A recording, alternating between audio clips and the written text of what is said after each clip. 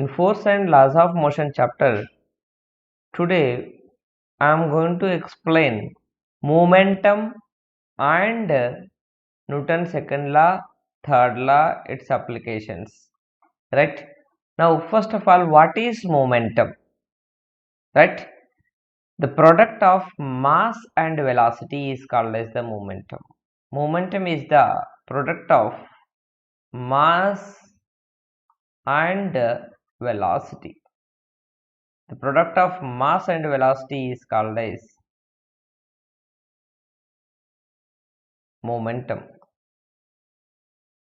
Momentum is the product of mass and velocity. We can write the formula for the momentum, right? Momentum of certain body is equal to mass into velocity, right? And the momentum is denoted with the P, that is equal to mass into velocity, mv, we write mv, we write. I want the SI unit of the momentum, right?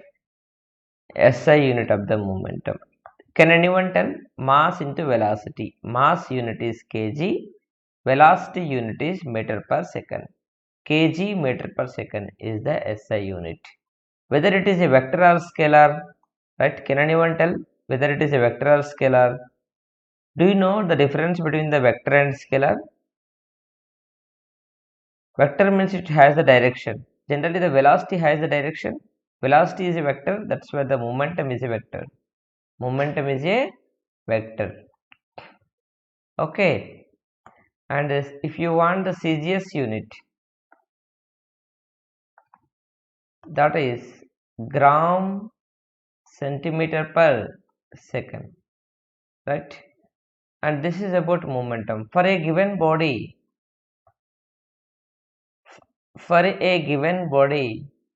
mass is constant. Okay, if you have a stone, you have certain body, that mass is constant.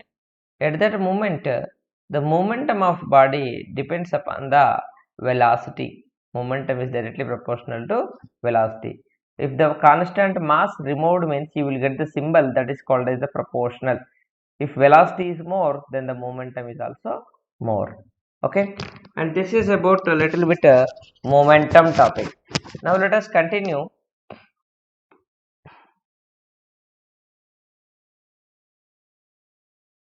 Now I am going to explain the Newton's second law of motion, right? Newton's second law. What is Newton's second law? Newton is the name of the scientist. Now he gave the three laws of motion. Now what is second law of motion? Yesterday we discussed about the first law of motion. In one word, the first law we can say that inertia. Inertia is the first law. What is inertia? Every body try to continue in its state of rest or uniform motion along a straight line unless it is acted upon by external force. That means there is no body, it can change the state itself without force. That every body will continue in the same state. Rest body will continue in the rest and motion body will continue in the motion. That is Newton's first law that we discussed in the last class. Now Newton's second law is what? The Newton's second law, first I will give the statement, then after that I will explain this one. That is the rate of change of momentum. What is that? Rate of change of momentum of a body is directly proportional to the directly proportional to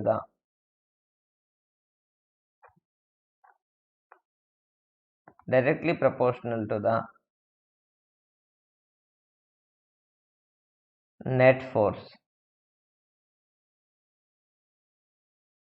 Okay, the force is what we are telling it here, that is rate of change of momentum proportional to force. This is the Newton's second law. Rate of change of momentum proportional to net force. I will explain what is rate of change of momentum, then how it is proportional to the force. This is statement, this is the statement. Okay, that is the Newton's second law. Newton's second law shows that the rate of change of momentum is directly proportional to the force. This is our rate of change of momentum. Then from this we can derive the very important formula in the physics that you have to remember in your whole life. That is, first we have to take consider, okay, derivation of F is equal to ma. Okay, derive F is equal to ma from Newton's second law.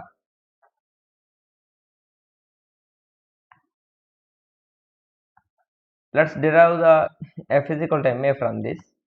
Let's, you see this, consider this is an object. It is, we can take it as a ball. Okay, you take it as a ball. That ball is on the ground. Okay, that ball is on the ground. Now I am applying the force on the ball, right? Okay, the ball is already moving with some velocity. Okay, the ball is already moving with some velocity, that is initial velocity u, and the ball mass is m. Now when you apply the external force on the ball, when you apply the force on the ball, at that moment what happens, this surface we can consider as the frictionless surface. When you apply the force on the moving ball, okay, the one ball is moving on the ground, right? Okay, football is moving on the ground, on that you applied the force in the same direction, right? In a direction that already the object is in motion. Then at that moment what happens, whether its speed increases or decreases, in which direction it is going, in the same direction I applied the force, whether its speed changes or not. If it changes, then whether increases or decreases. Answer?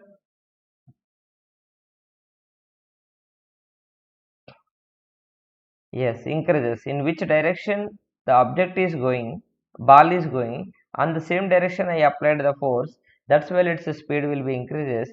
Now the new speed we can consider as the v. Okay, where u is the initial velocity, u we can say that it is the initial velocity. Okay, and v is the final velocity,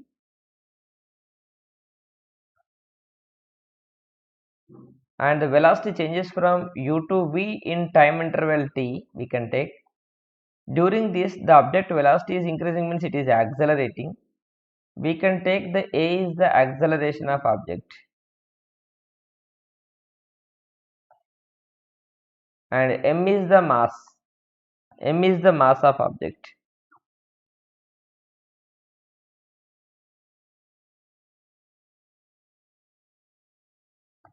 Let us continue it.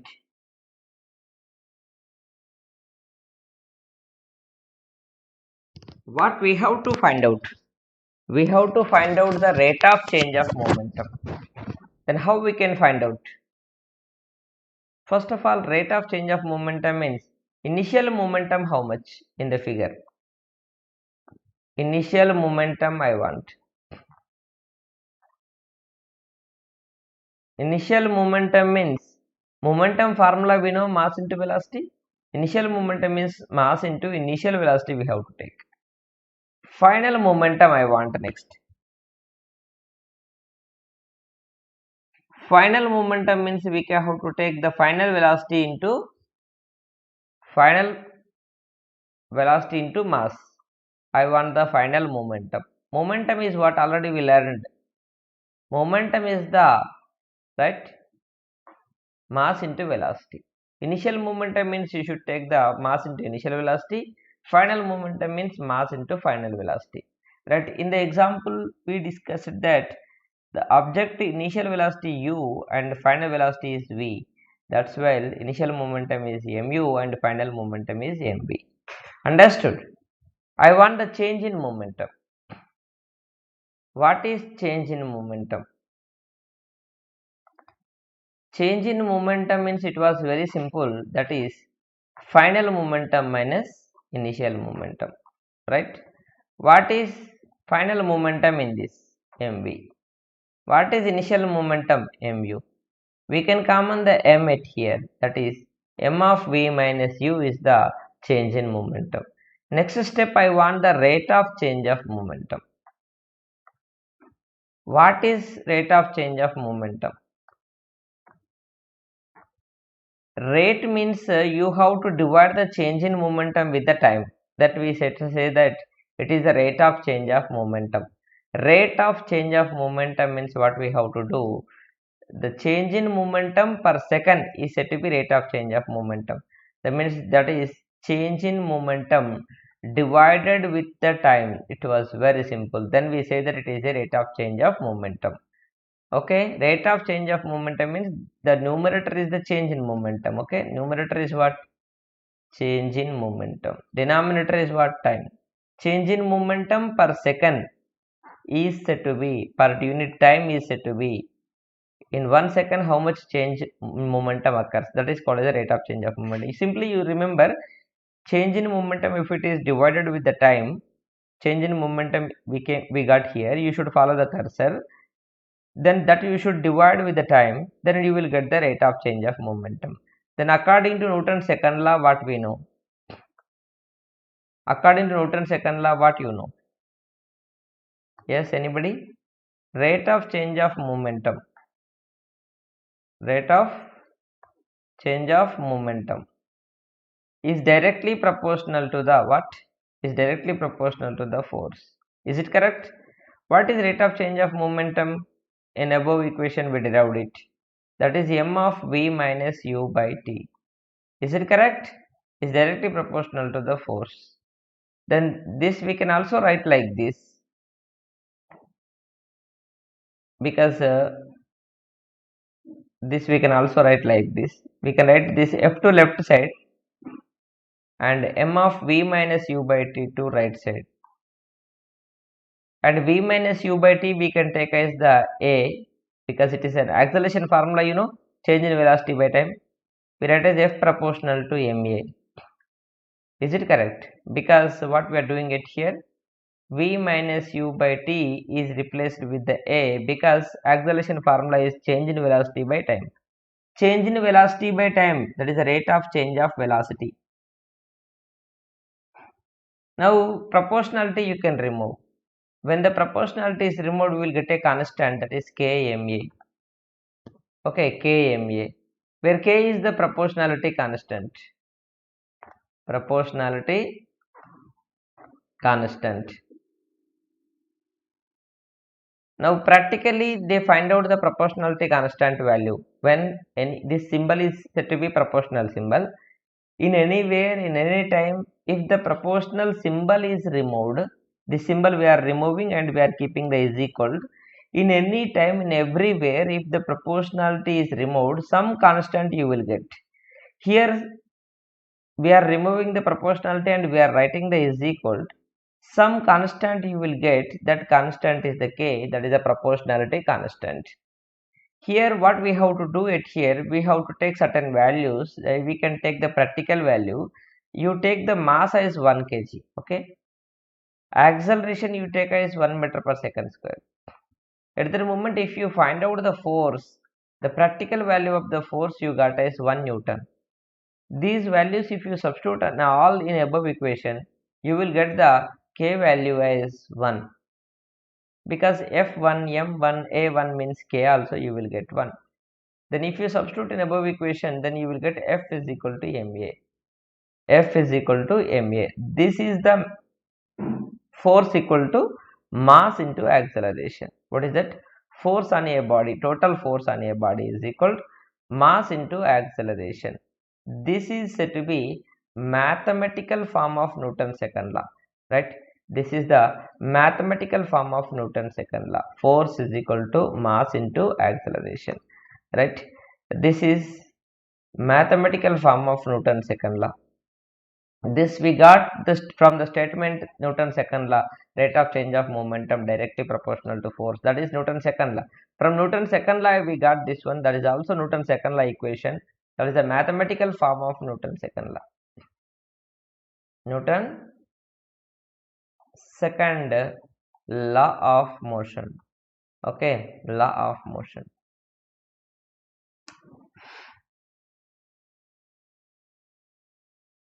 Any doubt, students, in this? If you have any doubt, you can ask me. You see the derivation. First we find out the initial momentum, Okay, object is starting like this. Initially starts with velocity u and finally its velocity is v. And now the initial momentum means mass into initial velocity u. Final momentum means mass into final velocity, right?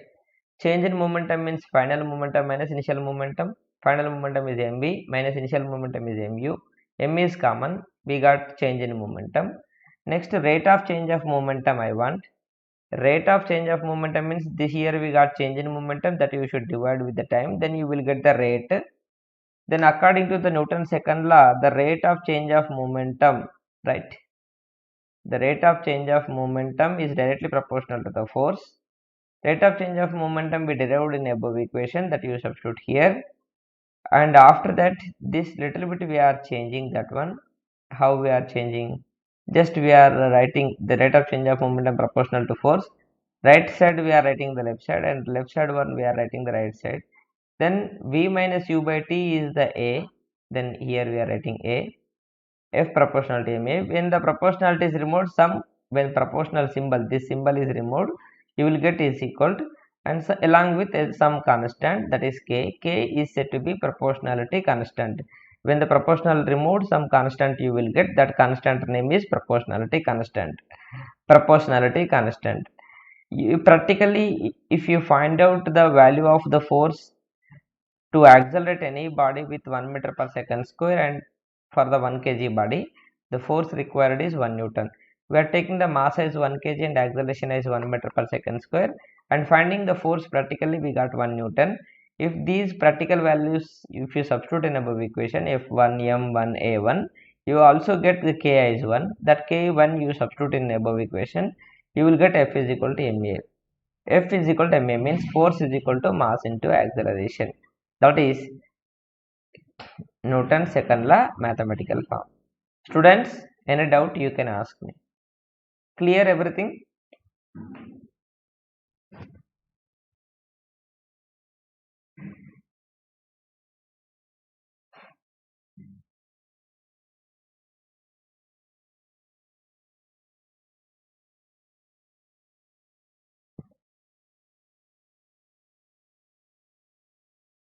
Okay. Let's go for the next one. The next topic is here we are telling you should remember this equation permanently. That is Newton's first law also we can derive from the second law. How we can derive the Newton's first law from second law? Newton's first law from second law. From second law we can derive the first law. How we can derive the first law from second law? According to second law, what we know? According to Newton's second law of motion. What is second law of motion? That is the force is equal to F is equal to, we write as ma. Is it right? This is Newton's second law. That is A is V minus U by T. Acceleration formula. I am taking that if F is equal to 0, if net external force is 0, if external force is 0, if net force is 0, then what happens if net force is 0? That we take as the F is 0. If F 0 you substitute in above equation, then what you will get? This right side also 0. M of V minus U by T is 0. Right? Then from this you take T to left side, M to left side. From this V minus U is also 0. Then V is equal to, you will get as U. That means final velocity equal to initial velocity, means velocity constant.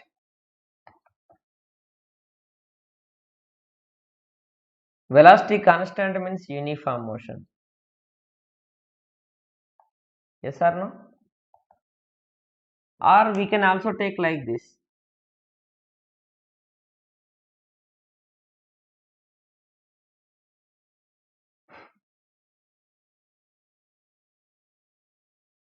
V is equal to U is equal to 0 also we can take. In this moment also, if you find out the force ma, that is m into V minus U by T, that will be 0, because V 0 U 0, means force also 0, then we can say that the object is at rest here. You see here what we are doing and what we got at here. Just Newton's second law I wrote in the first equation. Later I consider that the force on a object is 0. If force on object is 0, then what we got? Force 0 means right side will be 0, force formula will be 0, right? M of v minus u by t. You take t to left side, right side, 0 into t, 0. M also right side, 0 by m, 0. Then when you take the t, m right side, then they will become 0, and then you will get v minus u is 0. Then minus u taken to right side, then v is equal to u will get. V is equal to u means final velocity, v is the final velocity, that is equal to initial velocity. Final velocity equal to initial velocity means velocity is constant. Velocity is constant, right? No, velocity is constant. If force is 0, then the velocity may be constant. If the force is 0, object may be at rest. You see, I will write like this instead of this. If net force is 0, right, velocity is constant. Final velocity equal to initial velocity. You take the u and v also as u is equal to v is equal to 0 also you can take if force 0. Just let us consider you write u is 0, v is 0, then f you are getting 0. If f 0 you will get, then u v also may be 0. Then at that moment we say that rest. From this conclusion is what? If net force 0, if force 0 on an object, the object may be moves with the constant velocity, that is uniform motion, or object may be at rest, right? What is our Newton's first law? If there is no force on an object, if there is no external force, the rest body will continue in the rest, motion body will continue in the motion.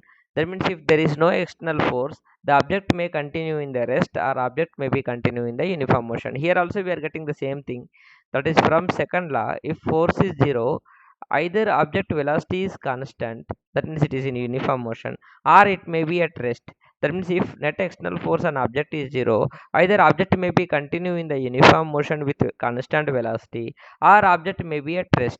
This is the condition. If net force on object is 0, if there is no force on object, either object may be at rest or object may be in uniform motion. This is only Newton's first law. Is it right? Newton's first law is that every body continuous in its state of rest or uniform motion unless it is acted upon by external force. Right? Is it correct? Every body continue in its state of rest or uniform motion unless it is acted upon by external force.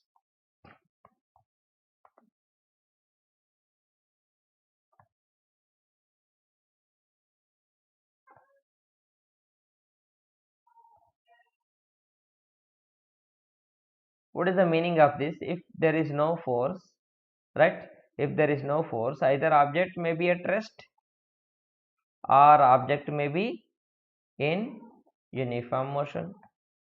Is it right? Here also we got the same thing from Newton's second law, that we derived from Newton's second law also. Yes or no? If you consider the Newton's second law from this, if force you are taking, then you are getting either uniform motion or rest. That is only Newton's first law. That means indirectly Newton's first law we derived from the Newton's second law. Completed? This is about the Newton's second law, momentum, and Newton's first law from Newton's second law. The next topic is Newton's third law. What is Newton's third law? Anybody knows Newton's third law of motion?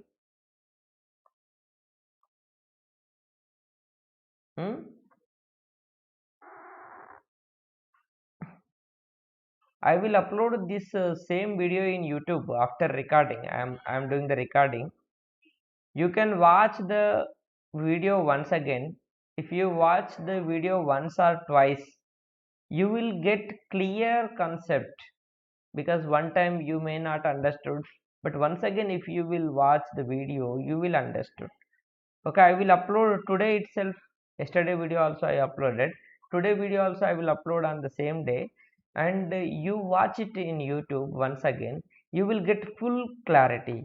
Okay, right, what is, and you also write the notes based on the what running topic while reading, while listening, while watching, you start the writing also. Okay, you can maintain the notes also. Newton's third law is what? It was very simple. That is, for every action,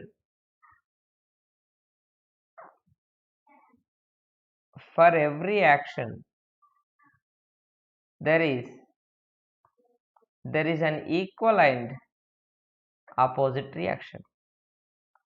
For every action, there is an equal and opposite reaction. This is Newton's third law. What is this? Then there is an action, there is a reaction for every action. Okay, that is, action is equal to minus reaction. This is Newton's third law. For every action, there is an equal and opposite reaction.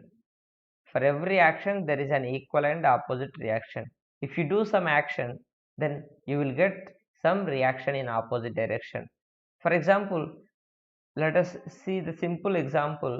If you apply the force on the wall, okay, if you apply the force on the wall, you are applying the force on wall, that is action.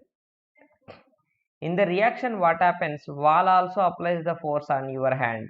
That's why you will get the pain and you will get injured. That the force on hand applied by the wall, that is a reaction. You are applying the force on wall, that is action. Wall also applies the force on your hand, that is reaction. Right? If wall not applies the force on you, then the your hand never injure, you will not get the pain. That means for every action there is an equal and opposite reaction. If you will hit with more force, right, force on wall is more, action is more, then reaction, the pain also more, injury also more injure, then reaction also more. If you increase the action, then the reaction also increase. It is a very simple example for the action and reaction. Okay, right, if you will read, that is action, you will get good result, that is reaction. For if you not read, then you will fail.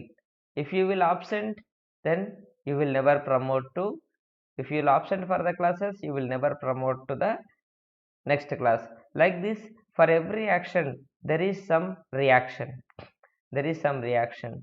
Okay, that is, action and reactions are in opposite direction. Force on wall, that is action, you are applying the force on wall, that is this side, that is action, action is right side. But the wall applies the force on your hand, that is left side, right, force on hand, that is a reaction. Reaction and actions are in opposite direction. That is Newton's third law. Clear, Babu? What? Yes or no? And one more example for the Newton's third law, that is,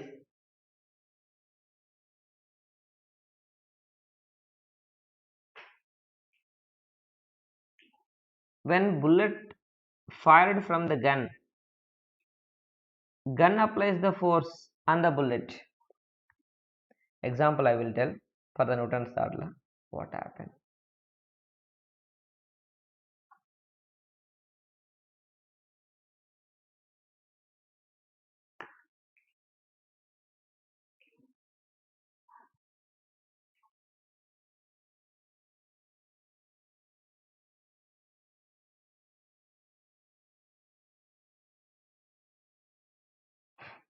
Okay, a gun fired, a bullet fired from the gun.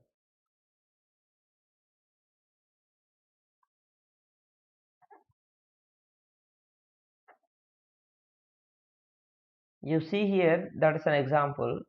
Okay, you see, this is a gun,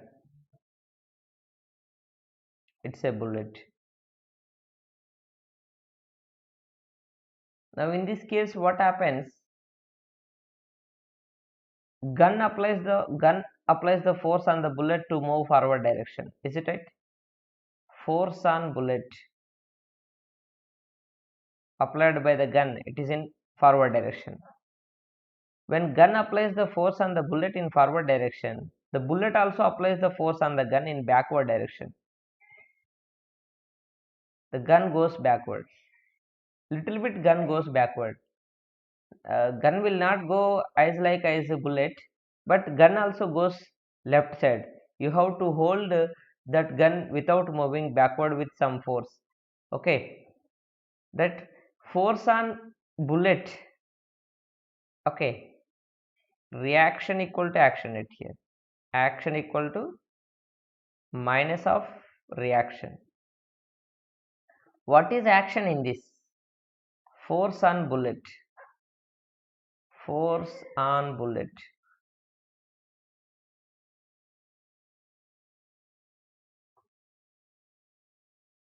What is reaction?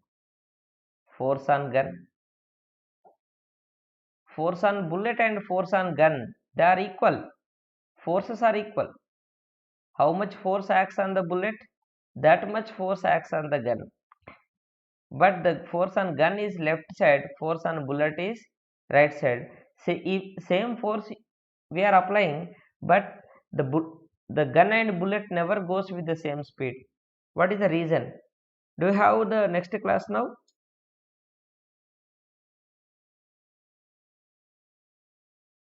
Yes or no? At 7:50.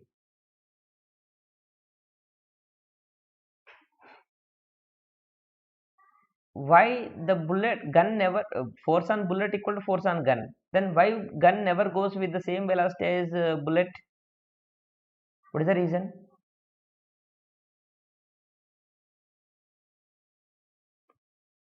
No. If you can you hold the bullet without moving like that, like gun? No, na? Yes, it is a different answer. I will tell you. According to the Newton's second law, Newton's second law, F is equal to ma you have, right? Then A is equal to, we will get as F by m. Then we say that A is inversely proportional to m. If mass is more, then acceleration is less. Is it correct? Inversely proportional means acceleration less means velocity also less. Okay, and the gun has more mass comparing with the bullet. Is it correct? Huh? Gun has more mass. When its mass is more, its acceleration is less. Gun has more mass, hence its acceleration is less. Its acceleration is less. Is it correct? It come back with less acceleration because it has more mass, and recoil velocity also less. Recoil means it is coming back, that is a recoil. Recoil velocity is also less. Recoil velocity is also less. Recoil velocity means coming backward velocity. Bullet has small mass, that's why its velocity is more. Okay, because if mass is less, then the acceleration is more. Bullet mass is less, that's why bullet acceleration is more, and gun mass is more, that's why gun acceleration is less. This inversely proportional means if denominator is more means this one is less. Clear, Babu? Okay, remaining we will discuss in the next class. Tomorrow this chapter will complete, concept will complete, and in next week we will discuss the problems in both the chapters. Okay, tomorrow there are some little topics are pending that I will complete. Okay, tomorrow this chapter will complete and everybody should come to the class, and once again you can watch the in YouTube. I will upload the same lecture and you will get the clarity, and make the notes from yesterday and today class also. Okay, and running notes you have to write, whatever that I am explaining that you should write. Okay,